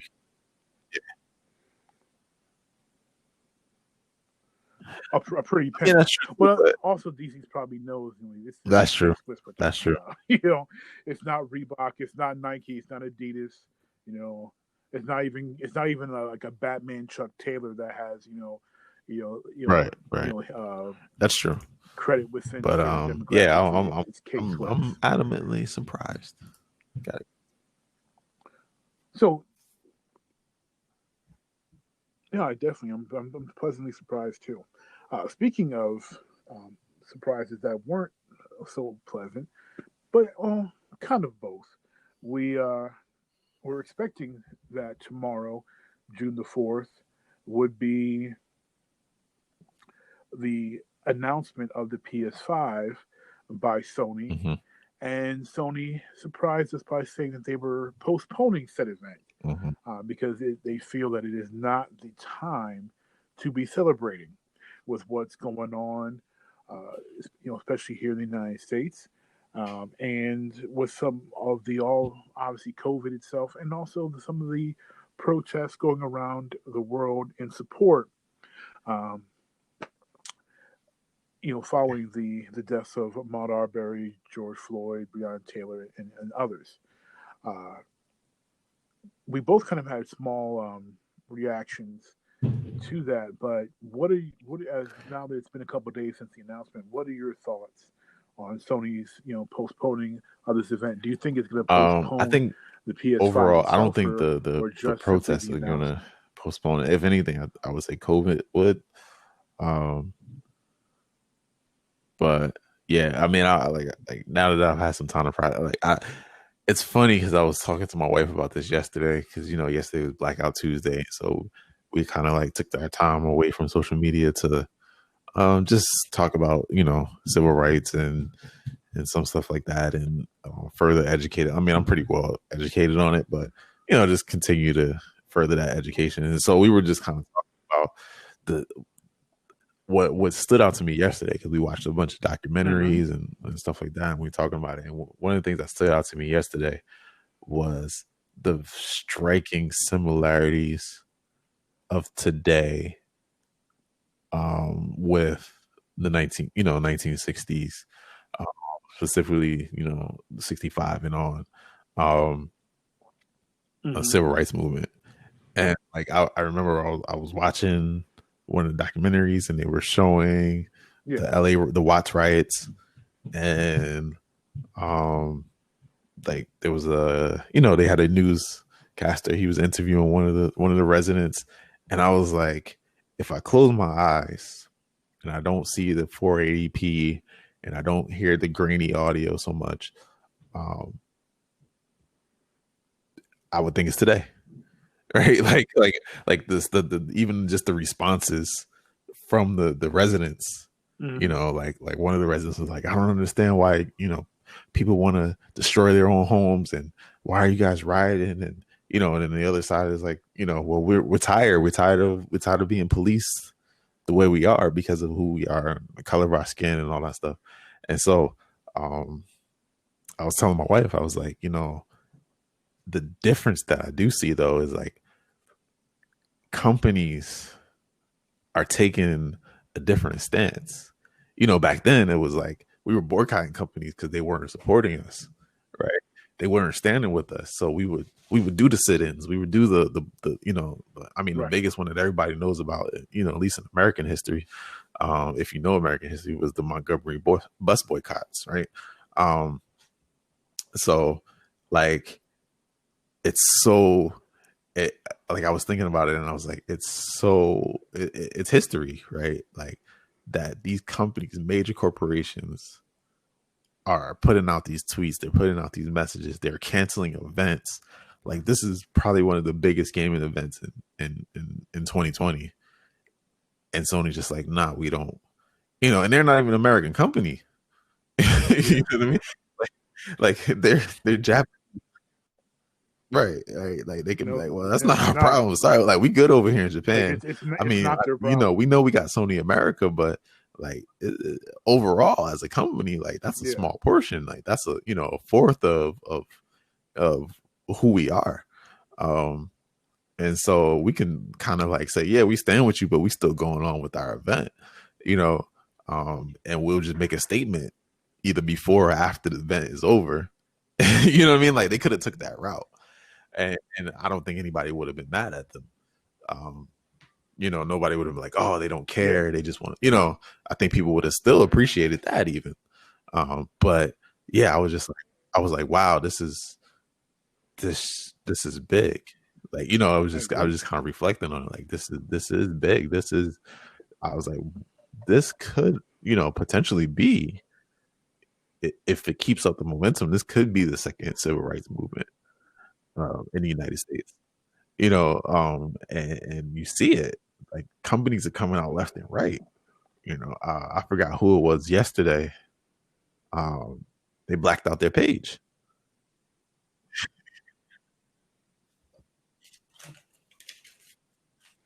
Well, yeah. So specifically, like, I definitely was surprised to see.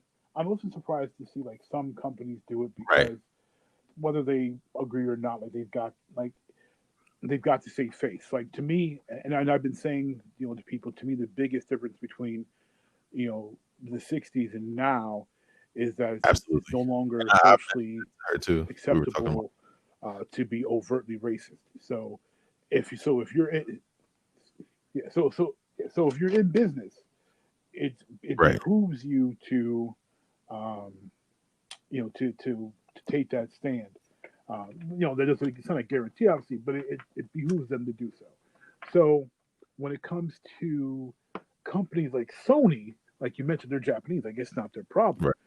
Square Enix, there's even like Rockstar. Like these are not American companies.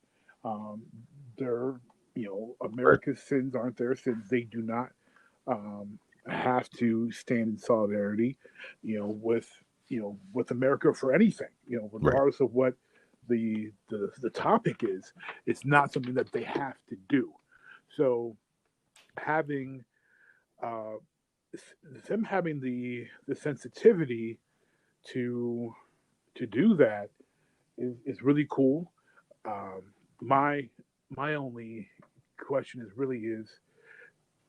would it delay anything? Because honestly, it's like, well, if I'm Sony and I've got this new hardware coming out and there's still riots and looting and unrest happening, I really don't want my new hardware out in the street. Yeah, I could see that. But I'd also probably say that I think they probably have a contingency plan. Well, whether it be some kind of insurance or something, or which I know they have anyway. They're like every major retailer is insured up to a certain amount for theft, right?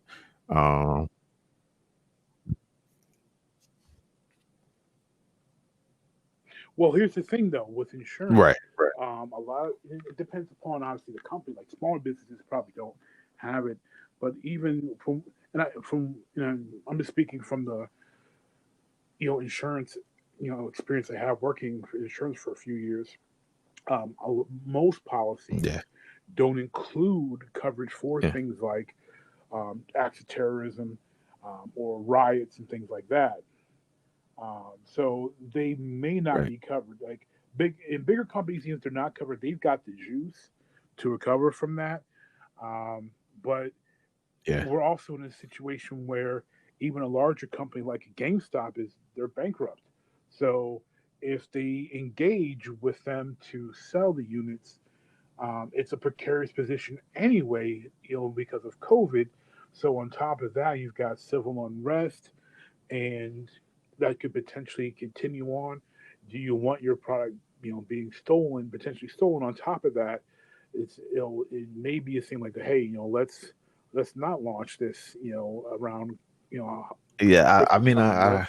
um, Let's maybe do this in the they're spring well. I look at it or like they were winter. already planning on doing limited runs anyway. So I think they might just assume that risk. And I mean, we're talking 6 months out, roughly 5-6 months out. Anyway, things could totally flip around and be fine for the most part. I mean, obviously we'll still have to recover.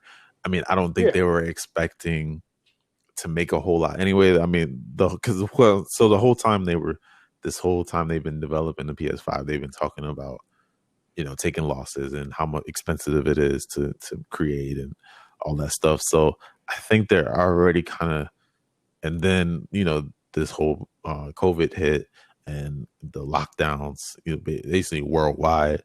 I think, and then the massive amount of unemployment, specifically in America, but I'm sure across the world. I think they weren't expecting to sell a lot anyway. Because I mean, you look at like even here in America, how many we up to 40 million people out of work now. How many of them are going to be like with 6 months to go? How many of them are buying $500 PlayStations for Christmas? Yeah. You know what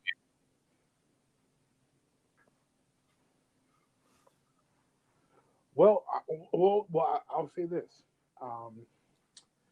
I was surprised because my wife came to me yesterday and was like, "Hey, Father's Day's right around the corner. What do you want for Father's Day?" And before I could answer, she goes, "Oh, you want some money down towards your PS5? Okay." Friend. And I was like, "Well, I generally don't buy at launch." And she's like, "What?" and then my daughter, who her financial situation is a lot worse than mine. She was like, "Oh well, her boy." She's like, "Well, but she's like, her boyfriend Joe, like that's the only thing he's getting for Christmas. So, that it's gonna be a launch one anyway. That's his hit." And that's true. I just wonder how many of the 40 million are talking. I You know what I mean? that. Is that enough? And that's the thing that I wonder: is that enough? Because we we talked about before, like people are. But then, we have these conversations at work, right? Because obviously I work in the travel industry, and even my job, they're tightening down, and they're like, we don't know. Yeah. They're kind of like, we don't know. We don't right now. Nobody's traveling, and we don't know once states start to open up if people are still going to want to travel. Like we have no idea. And so we were kind of debating back and forth amongst ourselves of like, well, that's true, and people are afraid. But then you have those people who are like, I saved up for 2 years for this vacation that I have in August, and I don't care. Like, as long as you guys are flying there, I'm going there. Right? Like I will mask up, I will double glove, whatever I got to do. I'm getting on that plane, or I'm getting on that boat, or I'm driving, whatever I got to do to get there. And so we were kind of having this debate back and forth. Like one of my coworkers, like her husband and her son they live in DR right now, and she's like, I'm just waiting for the flight. She's like, she kept checking. She kept checking, and I think it was like a couple weeks ago. She was like, I found one. I found a flight. and it's in July, and like no matter what, I'm going because I'm going to see my family. You know what I mean? So I think a lot of people are like that. So yeah, I also agree with you there that you know what, maybe people will buy it, and then it'll probably be a shocking amount that will buy it. But I think as a company, at least from what I've seen, like with my job, they're being as pessimistic as possible. They don't want to get their hopes up. You know what I mean? Like they're like, yeah, they're like, yeah, we're gonna open up flights, but we really don't expect anybody to buy them. And then, at least that way, it's like, hey, prove us wrong. And so, that way, at the end of the day, like, well, we planned for the worst and hope for the best, and it turned out to be the best. And so I think I would assume that Sony's probably taking that same stance. Even Microsoft with the Xbox Series X, I think a lot of companies are just taking that stance of like, we're going to plan for the worst. We're planning for, and just hope for the best. And so I think, especially with Sony saying that they were already going to do limited supply and all of that anyway, because of the production cost. I think they were already planning like, hey, you know what? We got high production costs already. We just got hit with this pandemic thing. There's so many people out of work. So we're going to do a limited run. We'll assume whatever risk. I mean, obviously they didn't expect the protest and things like that and the civil unrest, but I don't think they anticipate. I don't think anybody anticipates the riots lasting that long. If it does, that'll be. I mean, that's another issue in itself. Well, it could. I'm not saying that it can't, but that's a whole because it could, depending on how. Right. Because we don't know when when the trial is happening, and if a trial happens quickly, and if they get off, and then. But I think, like I said, I think they just assuming that risk, and they're just going to say, you know what, we're going to assume this risk, and we're going to say we're going to assume that everything's going to be okay, at least on that front, right? At least by that point, things will be under control. There won't be any riots, and our stuff is more or less safe. Especially, I mean, just thinking about it, like, going around Christmas time, most people, granted, the ones that are rioting, they don't really care. They're rioting because for selfish reasons, and that has nothing to do with what's going on and taking advantage of that situation. But most people, around Christmas time, especially this year specifically, are going to be looking for a break from all of this. so they're going to be looking for the holiday cheer. They're going to be looking for everybody getting along and just enjoying a good Christmas. Because we had a rough year. Even if this is the last of the bad months, people aren't going to forget that quickly. So I think I don't anticipate any delays. I don't think there's going to be any delays. I definitely could see how there could be delays, because I definitely see the potential. I'm probably 60-40 on it. If I was to put it into a number of confidence that it's going to launch on time versus being late, because like I said, I think everybody wants on time. Right?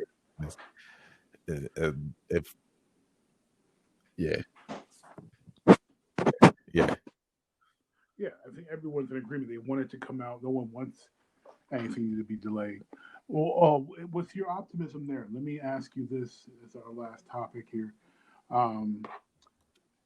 Conventions become such a huge part, of the fandoms that we have as Jeeks, especially on the gaming side, the comic book side, the film side, and Gen Con, Comic Con, BlurCon. So many cons have been canceled, but for this year E03, but not permanently canceled. A lot of these cons still have deals with hotels and convention centers that are lasting into 2022, 2023. But obviously there's going to be new norms that are established. What do you think the con scene is going to look like Uh, post COVID-19. that's a tough one. And going It's into definitely gonna be 2021 and different. beyond. I think some of the major ones like E03, CES, which were more like they were less sort of cons and more like collective. Yeah, they were more like collective launch parties, if you will. They're events. I think we'll see those largely sort of disappear. Right. They may be smaller. Yeah, I can see them, for the remainder of whatever contracts they have, just all like, streaming we're them, gonna stream these from now mostly on. streaming them. And sort of like E3 did, a few years ago when they went to press only, stuff like that. And I could see, Mm-hmm. Or it may just become like more of just right. what it used to be. Right. Like either you had to be like inside the industry somehow to get in there. Like I only went the one time I was working for EB Games. Right. So I could definitely see them doing that, right? Doing like a half capacity kind of thing. Amount of people And saying like, this is only for either press or industry only, for the remainder of whatever contract, whether it's 2023 or beyond. I could see that. And then, because like a lot of the major gaming platforms, at least when we talk about gaming, they already kind of have shied away from that anyway. Like, PlayStation started the whole state of play thing before COVID-19. And Nintendo Direct started out before COVID-19. Xbox is the only one that really hasn't done anything on the sort of streaming weekly, monthly, quarterly announcements side. But they've been very vocal just in the media in general. They were very forthcoming with the Xbox stuff. Phil Spencer was kind of like putting it all out there, like, hey, this is what we got, and this is what it's going to have, and this is going to be the features. And like, there was nothing really secret about it. And Apple's been doing that for years with WWDC. They just kind of was like, you know what, we're not doing the convention thing. We're just doing our own thing. Oh yeah. So I think,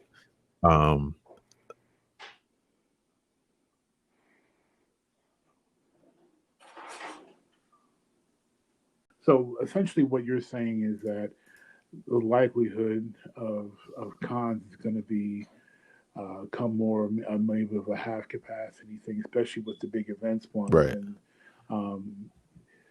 more of an exclusive type thing because we've got so much going on when it comes to the potential of safety and such. But I do know one thing. It's going to be a lot less sweaty and funky because cats going to have to be clean, or they're just going to be like, no, you can't get hygiene's going to be big. The hygiene is going to be a lot bigger and enforced a lot more than it ever was before. Definitely. And maybe that's why COVID even started, because some of these funky people, I could definitely see that. Like I said, some of the other ones, even like I remember I went to New York Comic Con, and I mean, for the most part, I enjoyed it, but I was like, with the exception of some vendors and stuff like that, I was kind of like, it's nothing really major. And I know San Diego is totally different. Yeah. But it wasn't Godfather. Yeah. But at least from the New York side, like the smaller cons, for sure, I could see them just kind of just going away. Which sadly that's sad. It's sad, like especially like the ones like BlurredCon and things like that, where they're not getting the exposure that they deserve. I could see them I could see them just kind of fading because, well, financially we can't even figure out how to do a lot of the social distancing stuff and things like that, and I we can't can't even imagine PAX East continuing, because that's like pretty much all board games, right? Like you got all these people playing board games, like you gotta drop some hand sanitizer after every roll. Right? Yeah, like I can't even see them. Like I could see PAX East going away, like that would suck. Yeah. So yeah, I don't know. I don't know. It's gonna suck, but like I said earlier, creativity, constraint breeds creativity, and I people are very like the stuff that's come out of this pandemic so far. I'm like, I never even thought of that stuff. You know, I mean, and there's some stuff that I thought about and I just never even acted upon. Like my wife owns a tutoring business, and for the longest time, I was telling her like, why don't you tutor online? You should tutor online. You should tutor online. And she's like, Yeah. no, nobody wants to pay for that. And the kids aren't going to log on and all that stuff. And then boom, pandemic hits and all the kids are doing school online. Yeah, and I was sending my needs online too. Yeah, and I'm like, see, yeah. So you know, some of the stuff I did think about, you know, but a lot of this stuff, and I'm like, wow, I didn't even think about this. You know, even like some of the stuff with the restaurants that the restaurants are doing, different things like that. Like, you know, like I said, constraints breed creativity, and so I can imagine that the people that really are passionate about these cons and they're passionate about, you know, people coming together for their passions, what they love. I could definitely see something new coming out of this that we didn't even like. That's not even on our radar, you know. And we're just kind of like, why didn't we think of that? You know, like I saw, like I've been getting into VR a lot lately, even though I don't own one.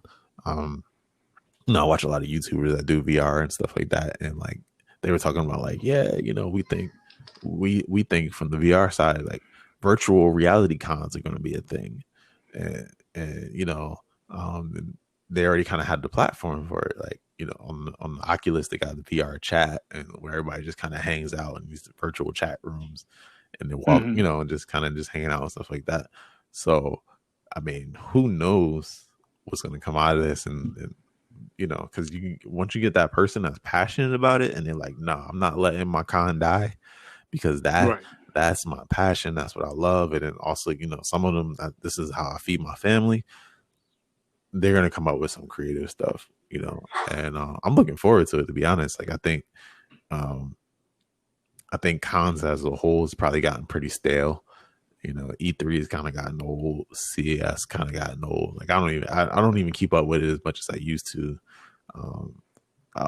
For the most part, I only watch the major announcements on. I watch the majors, the Sony stuff on E3 and the Xbox stuff and stuff like that. But I don't even watch some of the smaller developers.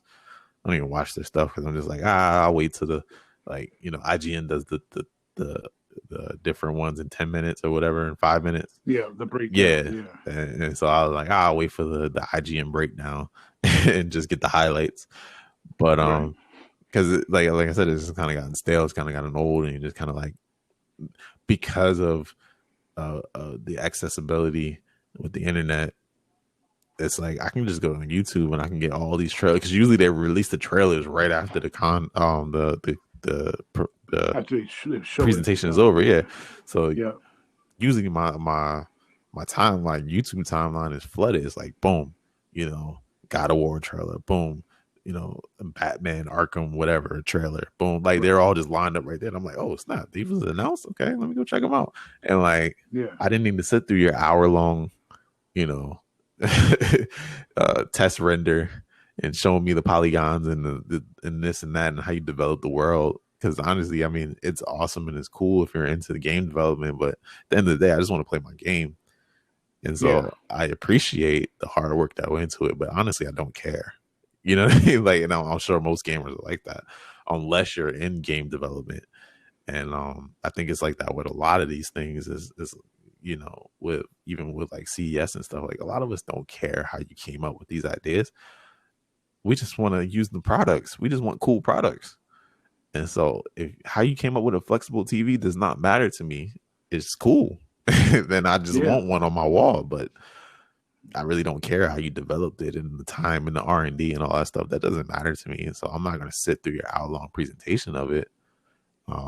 Yeah, but it's one thing if you're talking about it for 5-10 minutes, but when it's like, you know, an hour long, it's like, bro, okay, because even like the Apple announcements now, like I'm most of the time, like I'm watching the stream, but I'm just kind of like, usually I have some kind of feed open where the some press, whether it be Engadget or Gizmodo or whoever, um, or even The Verge, are like, they're live, doing their little shorthand of what's going on, and I'm watching that, and I'm just scrolling and kind of like looking for the major announcements while I'm listening to it, because usually it's a little bit ahead, because with the latency delays and stuff like that. Usually they're a little bit ahead with typing it before it comes up on the screen anyway.